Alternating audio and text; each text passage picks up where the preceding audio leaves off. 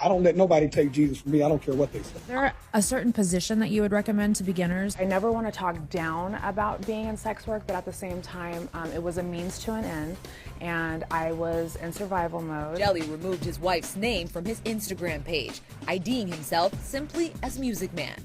2 weeks before their 10th wedding anniversary, something broke. Not loudly, not in public, but when the news finally hit, and it hit fast, the first thing people noticed wasn't the statement, wasn't the timeline, wasn't even the $27 million hanging in the balance.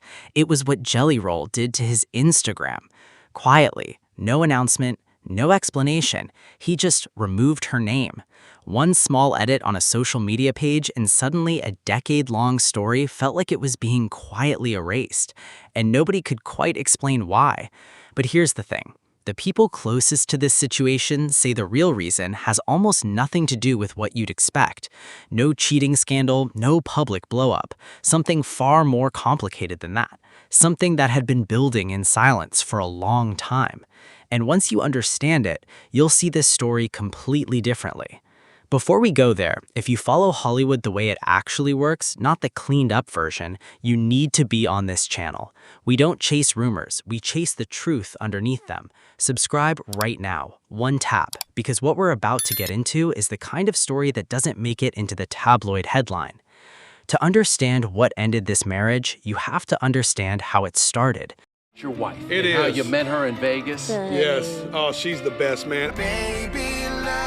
Jelly Roll, born Jason DeFord, was not the man you see on stage today when Bunnie came into his life. He was an ex-convict with a complicated past, a regional following, and a future that looked genuinely uncertain.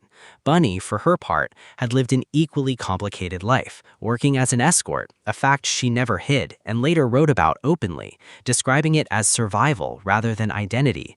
These were two people who found each other in the margins, and for a long time, that shared understanding of hard living was the foundation of something real. They built a life that looked from the outside like a redemption story, a $4.5 million farm in Tennessee, 500 acres, a vacation home they showed off on social media like they were still a little amazed it was theirs. Jelly at the archery range in his backyard, Bunnie filming it, both of them laughing. It looked like proof that people can outrun their past, but something was quietly changing underneath all of it. In the last 2 years, Jelly Roll became a different kind of public figure. The Grammy wins, the country crossover success, none of that is what shifted him. It was the faith. He started talking about God, not in passing, not as a thank you speech habit. He talked about it like someone who had grabbed onto something after years of drowning. On podcasts, in interviews, on stage, holding a Bible at an awards show and saying with total conviction that nothing and no one would separate him from that. Millions of people responded because he wasn't performing it, he meant it. And here's where the story gets complicated. Bunnie never stopped being Bunnie. Her podcast, Dumb Blonde, continued doing exactly what it was designed to do. Unfiltered conversations, adult humor, content that exists in a very different universe than Grammy stages and Bible verses. She built a $7 million brand on being exactly herself, unapologetically. And for a while, they coexisted. Two people living loudly in opposite directions, somehow still together, until, reportedly, they weren't. Now hold on, because this is the part that reframes everything. Sources close to the couple told the Daily Mail that the split wasn't sudden. It wasn't a single argument or a single moment. According to insiders, their relationship had always been described as passionate but turbulent, with repeated near breakups followed by intense reconciliations. 10 years of that cycle. The difference this time? They couldn't find their way back. And the faith angle, Jelly's deepening spiritual identity pulling in one direction, Bunnie's brand and personality pulling firmly in another, reportedly became something they couldn't bridge. Not because either of them was wrong, but because they were becoming, genuinely, two different people. That's a harder story than betrayal. It doesn't have a villain. It just has two people who grew, just not toward each other. Now here's what's actually at stake.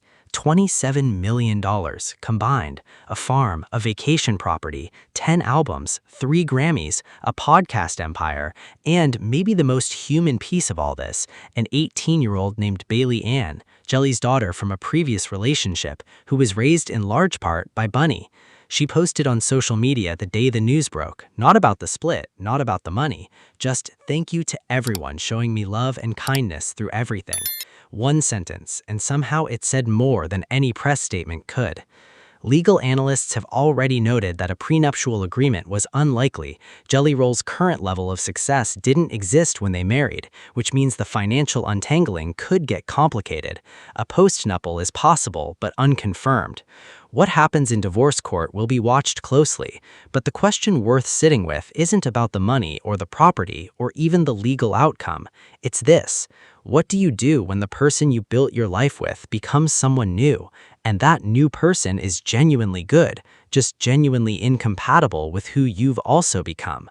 Jelly Roll found God and found himself.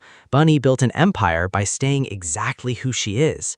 Neither of them did anything wrong, and somehow that might be the saddest version of this story there is.